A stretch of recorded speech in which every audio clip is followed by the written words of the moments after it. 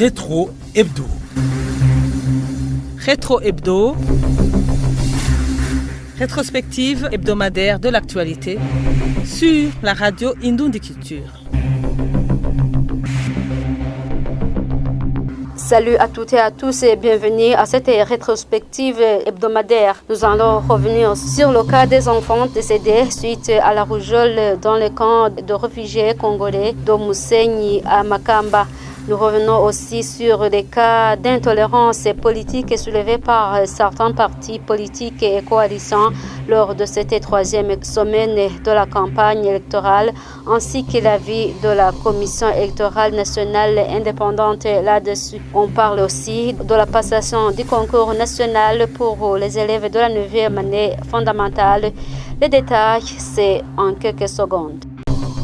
Rétro Hebdo. À la présentation, Alisenda Iseye, bienvenue encore une fois. 6 enfants sont décédés suite à la rougeole en 2 semaines seulement dans les camps de réfugiés congolais d'Omusenyi en commune Mabanda de la province Makamba. Des familles déplorent le manque criant des médicaments. Serge Sindaïgaï. Les familles évoquent une maladie, probablement la rougeole, comme cause principale de ces décès. Ces réfugiés congolais dénoncent également un manque de médicaments. À l'hôpital Makamba, les malades ne reçoivent souvent aucune prescription et sont envoyés dans des pharmacies privées, ce qui est hors de la portée pour la plupart. À cela s'ajoute un problème d'alimentation. Les familles reçoivent des quantités jugées insuffisantes.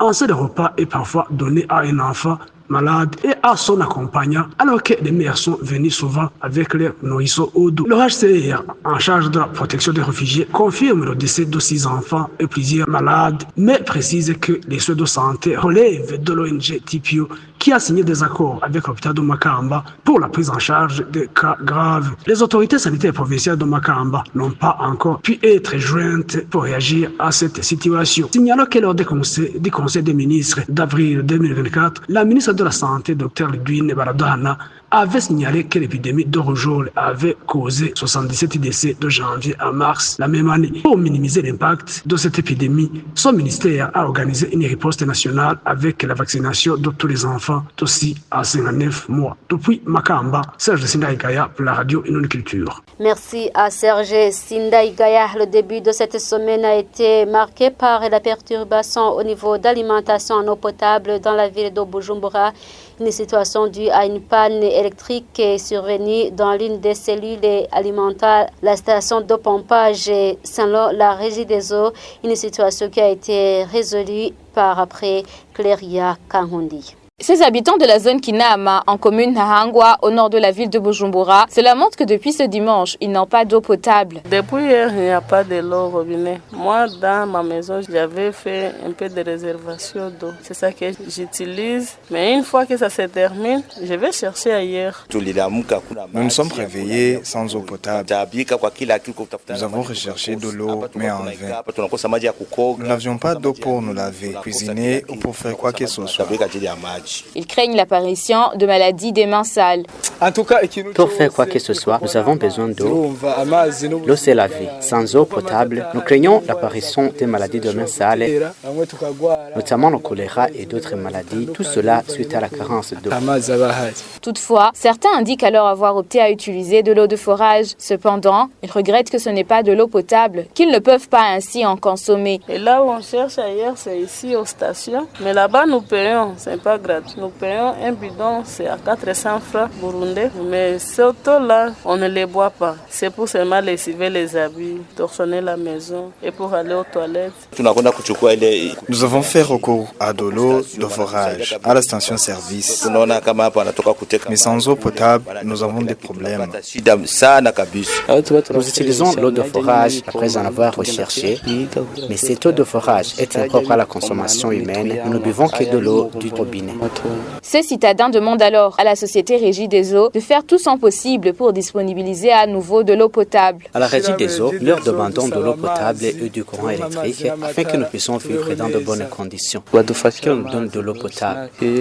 Depuis environ 10 heures de l'avant-midi de ce dimanche, il y a eu une coupure d'eau dans différents coins de la ville de Bujumbura. Selon un tweet du compte X de la Régie de production d'eau et d'électricité au Burundi, Régie des eaux, cette coupure résulte d'une panne électrique survenue à l'une des cellules de la station de pompage d'eau SP1. Néanmoins, la Régie des eaux rassure que l'équipe technique est à pied d'œuvre pour pallier à ce problème. Et les sinistrés des inondations de Gatumba, logés au sud de Gateri, en province de Djibitoke, jugés d'insuffisant, l'assistance est déjà bénéficiée vu leurs besoins. Encore une fois, Cléria Kangundiye nous en dit plus. Ces sinistrés victimes des inondations du lac Tanganyika de la zone Gatumba en province Bujumbura, qui avaient été délocalisés en premier temps au site Musagara de la commune Mubimbi, province Bujumbura, mais actuellement logés au site Gateri de la commune Uganda en province Cibitoke, indiquent actuellement vivre d'aides de bienfaiteurs, dont ceux du programme alimentaire mondial qui leur octroie 212 000 francs mensuellement, un montant qui ne couvre pas leurs besoins selon eux. Le secrétaire exécutif permanent de l'administrateur communal de Uganda, Alexis Sibomana, souligne qu'il y a encore quelques manquements dans ce site. Les abris dans lesquels ils demeurent ne sont pas destinés à être des lieux de vie de ménage. Les tentes dans lesquelles ils logent sont celles qu'ils ont reçues à leur arrivée, qu'ils ont réutilisées pour les abris dans lesquels ils vivent actuellement, mais qui ont quand même des portes. Réutiliser une tente n'est pas une chose aisée du moment qu'elle se dégrade. Observez ce site, c'est un flanc de montagne dénudé. Cette autorité revient notamment sur l'insuffisance de lieux d'aisance, composés de 9 blocs de latrines de 10 toilettes chacune. Il serait mieux qu'ils soient assistés en leur octroyant d'autres lieux d'aisance proches de leur tente. Le représentant des autres sinistrés du dit site, Raphaël Nijimbere, formule alors quelques demandes. Au sein de ce site, certains ont des abris avec une toiture en tôle et d'autres vivent dans de petites tentes dites bunkers. Ces abris avec des tôles ont des murs en toile, de tentes endommagées, trouées. Ils essaient d'utiliser des petits morceaux de toile de tente ou de pagne pour combler ces trous afin qu'ils puissent dormir. Là où nous dormons, on n'a pas de matériel sur lequel nous pouvons nous reposer. Nous vous demandons de continuer les plaidoiries pour que nous puissions avoir de matériel sur lequel nous nous couchons. Alors que la Croix-Rouge a octroyé ce vendredi certains kits d'hygiène, le chargé des relations publiques et de la communication au sein de la Croix-Rouge, Étienne Dikurio, précise alors que les plaidoiries se poursuivent auprès de différents intervenants. Nous avons compris qu'il y a beaucoup d'autres besoins, notamment en termes d'abri. On a déjà pensé à ça et si d'autres partenaires pouvaient libérer des moyens, nous allons encore une fois répondre à l'appel qui a été lancé et par l'administration et par les responsables de ce site parce que les besoins restent immenses. Le site Gateli regroupe 961 ménages sinistrés des suites des inondations en zone Gatumba, mais aussi de 53 ménages de Gisagara en commune Mubimbi, sinistrés suite à des glissements de terrain, soit un total de plus de 6000 sinistrés. Merci à Cléria Kangundiye. Des ménages victimes d'un glissement de terrain survenu sur la colline Gabanilo en commune Muhuta de la province Rumongue réclament la rétrocession de leurs terres afin qu'ils puissent y exercer des activités de labour en attendant la suite des études en cours. Noris Ndouimana pour plus de précisions. La colère sourit sur le visage de ces sinistrés victimes du glissement de terrain survenu à Gabanilo il y a de cela une année en raison des dégâts occasionnés par l'incident. Ils regrettent le silence qui règne autour de leur relocalisation alors qu'ils vivent aujourd'hui la misère et de demander pourquoi l'absence d'une décision administrative pour pouvoir raviver leur espoir. Nous errons ici et là sans eau. Ce sont les voisins qui nous donnent à manger.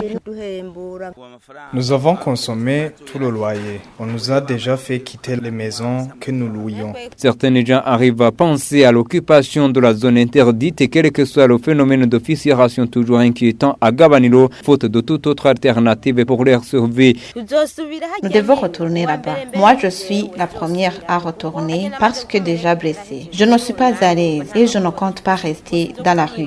Interrogé à propos, l'administration locale dans cet encontre de la province Rumongue nous a parlé de réclamations fondées pour ces sinistrés, une doléance déjà soumise aux organes compétents. Le chef de colline Gabanilo, Aimable Sibomana, propose l'accélération de procédures si des conflits pourront naître pour développer de terres qui se seraient mises ensemble. Mieux serait que la population exploite encore l'endroit et l'administration en connivence avec les notables de colline est prête à régler les différends pour les conflits fonciers. Les sinistrés de Gabanilo sont comptés parmi les personnes des zones sinistrées au Burundi qui devrait être assisté avec le financement de l'Union européenne avec une enveloppe d'environ 620 millions de nos francs. Le secrétaire général de la Croix-Rouge du Burundi, une organisation qui devrait prendre le lead dans l'exécution du dit projet, venait de signifier que ce qui compte beaucoup est que ces ménages soient assistés d'une manière ou d'une autre au sein des communautés. Au moment où la plateforme nationale de gestion et de prévention des risques et des catastrophes naturelles prévient toujours toute activité menée dans cette zone à haut risque à Gabanilo avant que le gouvernement ne se prononce là-dessus, selon Roger Ndikumana à la tête de cet organe national. C'est le gouvernement qui doit tout décider. Il faut qu'il patiente jusqu'à ce que le gouvernement se prononce sur le cas. Au moins 3000 personnes comptées en 165 ménages sont sans abri par la suite du glissement de terre survenu le 19 avril 2024 à Gabanilo, en commune Mouta de la province Rumongue. Ils n'auraient reçu que l'équivalent de 6 mois de loyer quand ils ont été sommés de dégager le site temporaire qui était aménagé au centre d'enseignement des métiers de Gitaza pendant la fraîcheur des faits. Rétro Hebdo. Vous suivez toujours la rétrospective hebdomadaire lors de la 3e semaine de la campagne électorale. Et certains partis politiques et coalitions ont dénoncé des cas d'intolérance politique et plaidé pour le redressement de la situation. N'est-ce pas, Jean de Dieu Nahiman? Certains responsables de partis politiques et de coalitions regrettent que certains de leurs militants n'aient pas encore reçu leur carte d'électeur. Terence Manilambona, porte-parole du parti CNL, indique que cette situation est observée dans plusieurs localités du pays. Il ajoute que, dans certains cas, les militants ne figurent pas sur les listes électorales, tandis que dans d'autres, on leur affirme qu'ils ont déjà retiré leur carte, ce qui n'est pas le cas selon eux. Il y a des militants qui se sont fait enrôler, mais qui n'ont pas pu récupérer leur carte. Ils sont inscrits sur des listes avec la promesse que leur situation sera résolue, mais on ne sait pas quand. Cela est d'autant plus préoccupant que les élections sont prévues pour la semaine prochaine. D'autres n'ont pas non plus pu récupérer leur carte d'électeur et ont constaté qu'il était indiqué qu'ils les avaient déjà reçues, alors que ce n'est pas le cas. On se demande comment ils vont pouvoir voter, étant donné qu'ils ignorent qui a récupéré leur carte. Le président de la coalition Burundi Bwabo, Patrick Nkurunziza, abonde dans le même sens. Il évoque des cas similaires enregistrés à Gitega, Bujumbura et Makamba. Dans certaines localités, les militants de la coalition qui se rendent pour solliciter leur carte d'électeur déplorent que ceux-ci, eux, étaient retirés par des responsables administratifs à la base. Une pratique qui, selon Patrick Nkurunziza, constitue une violation de la loi dans la mesure où seule la personne concernée doit récupérer sa carte. Nous demandons à la CENI de retrouver ces cartes car les agents de la CENI savent à qui ils les ont remises. On affirme que ce sont les chefs de colline, les chefs de zone ou les administrateurs qui les récupèrent. Chacun d'entre eux devrait être à mesure de dire à qui appartient chaque carte.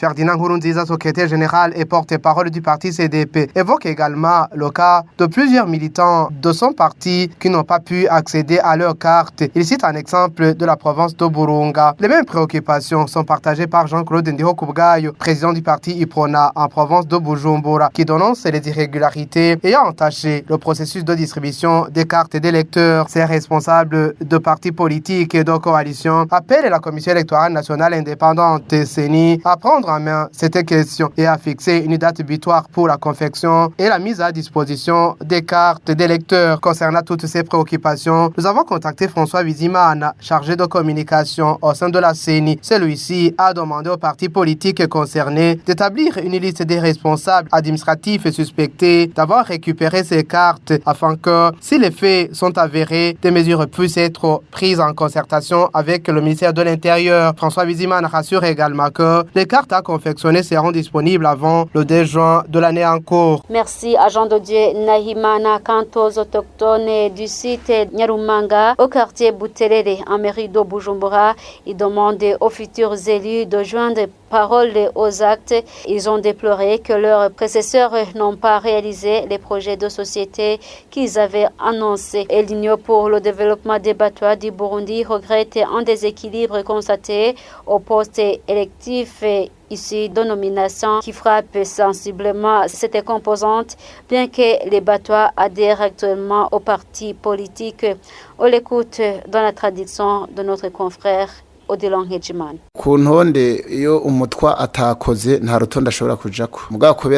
Aucun citoyen de l'Étinitois n'apparaît sur la liste des candidats des partis. Malgré qu'ils militent vivement comme d'autres membres, ils sont considérés comme des réservistes. Ce cas est apparu dans le parti CNDD-FDD. Nous savons certains qui figurent sur la liste. Cela a touché les Batois.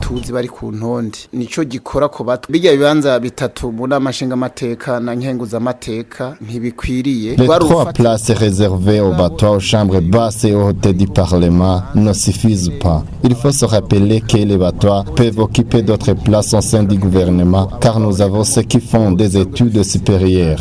C'est pourquoi nous demandons qu'on désigne ces intellectuels batois dans des postes politiques.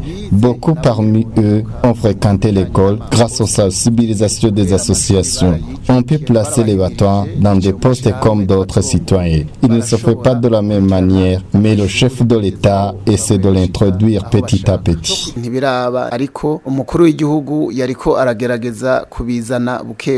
Toujours au cours de cette semaine, la formation d'un organe de gestion des élections pour les États d'Afrique centrale a été organisée à Bujumbura.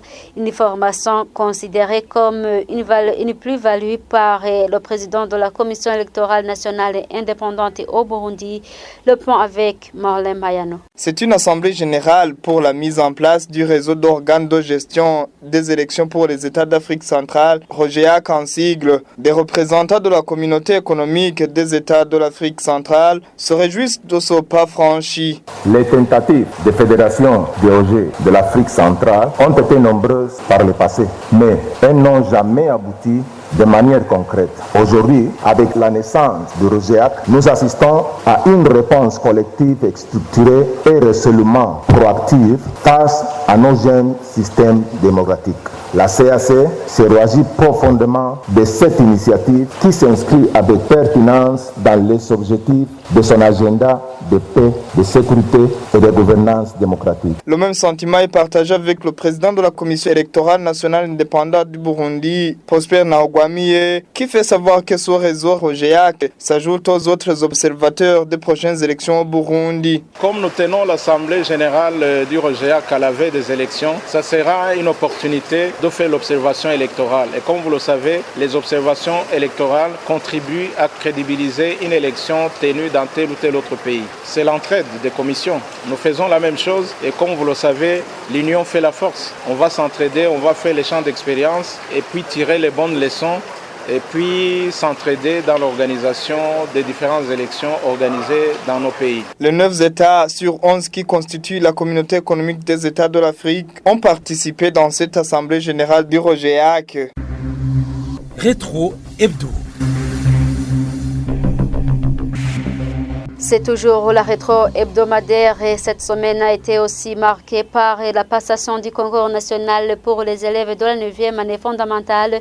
Le ministre en charge de l'éducation a noté avec satisfaction la participation de la fille pour cette année scolaire. Suivez plutôt François Habyarimana, il est ministre en charge de l'éducation. Nous avons seulement eu de petits problèmes dans certains, très peu de centres d'ailleurs, des copies de concours insuffisantes et ce problème a été vite réglé parce qu'ils ont trouvé d'autres copies dans des centres qui sont très très proches. L'autre petit problème dans la province de Rumongue, c'est des élèves qui ont été renvoyés pour cause d'indiscipline vers les derniers jours du concours. Ils ont écrit une correspondance au ministère pour que l'on puisse prendre une décision contraire. Malheureusement, c'était juste ces 2 jours avant, donc on ne pouvait pas faire des enquêtes nécessaires. On a dû leur accorder une dérogation de passer le concours et s'ils ont gain de cause, leurs notes vont être considérées, mais dans le cas contraire, leurs notes vont être annulées. Mais le constat est que l'effectif des filles dépasse largement l'effectif des candidats garçons, donc c'est vraiment une avancée significative dans la considération de l'aspect genre au niveau du secteur de l'éducation. Nous avons prodigué des conseils pour encourager les enfants qui passent le concours national, travailler tranquillement, sereinement et sérieusement. Nous les avons encouragés à réussir avec une excellente note pour qu'ils puissent accéder aux écoles, surtout à l'internat, parce que nous allons augmenter l'effectif des élèves que nous allons accueillir à l'internat au mois de septembre 2025, parce que c'est là où l'éducation, je pense,